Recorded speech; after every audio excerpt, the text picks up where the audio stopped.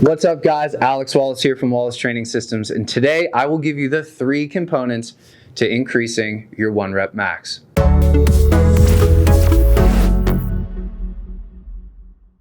The first component is rather obvious to beginners, but for whatever reason it gets lost in the shuffle as you get more and more advanced, and that's technical proficiency. So if you look at beginners, they come into the gym, they spend a lot of time on their technique. They're finding where to put their hands when they squat, when they bench, whether they like a conventional deadlift or a sumo deadlift. But for whatever reason, as somebody gets more and more advanced, that starts to stop. And I think it's just because the person has made progress so long doing it one way that they think that's the only way that they can do it. But as your body composition changes from years and years of lifting, so will your technique have to change if you want to lift the heaviest possible weight. So for instance, the first time I did a back squat, I was 138 pounds. I'm 200 pounds now. My back is much wider. My shoulders are bigger. My chest is tighter. So I can't put my hands where I had them at 138 pounds when I squat versus 200 pounds. And that applies to a lot of techniques. How I deadlift is a little bit different. How I bench is a little bit different. But that's because I've constantly tried to refine my technique. And I think that as you are an intermediate or even advanced guys, if you're not constantly trying to refine your technique, you are leaving poundage on the table that you could be adding to your 1 repetition max. That leads me to my second point. So we have first, technical proficiency. Second, neuromuscular efficiency. So this is something that I want to illustrate with a story. So at one point in my lifting, we'll call it career, I squatted every single day. It was tough and it sucked, but it did increase my 1 rep max. I didn't squat a ton of volume. I didn't do 4 sets of 10. I didn't do German volume training, 10 sets of 10. What I did was 1 rep, 1 working repetition.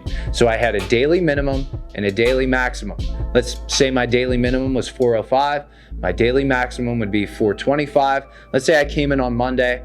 Boom, I squatted 405, easy. So I went up to 425, boom, hit it, easy. Daily max, done. Rack it up, strip it down. The next day, I add 5 pounds to that, only if I hit my daily maximum. So let's say I come in and I hit my daily minimum and it felt heavy. Well, I rack it up, strip the weights off, come in the next day. And I did that for about, I want to say 6 to 8 weeks, something like that. And I did see a good improvement in my 1 repetition max. So I don't think that's the best way to increase your 1 rep max, although it's certainly effective. It's kind of unpredictable and potentially dangerous if we're being honest. I mean, to come in and fatigued and you know you've got to squat at least a certain amount of weight, not the best strategy, but it worked. So what that basically illustrates that if you want to get better at your 1 repetition max, you should probably be training close to your 1 repetition max. So it's always mind-boggling to me, somebody who just hit a volume block, let's say they were doing 4 sets of 12 on the bench, and they come in one random Friday and want to try 1 rep max. Well, yeah, it may have went up, but it would have went up much, much more if you would have spent time doing sets of 5 and then eventually triples close to your 1 rep max, because you are getting more neuromuscularly efficient at lifting heavy weights. So again, guys, those are the first 2 components, technical proficiency and neuromuscular efficiency. But at some point, you're bottlenecked, and that's by your muscle mass. So if you know you're technically proficient and neuromuscularly efficient, then you may have just maxed out the amount of muscle mass that you currently have.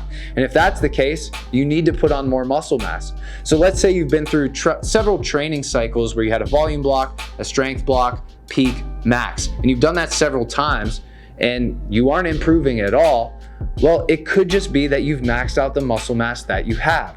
If you're in powerlifting or Olympic weightlifting, maybe you need to move up a weight class if your goal is to continuously improve your 1 repetition max. And if that's the case, you just need to put on more muscle.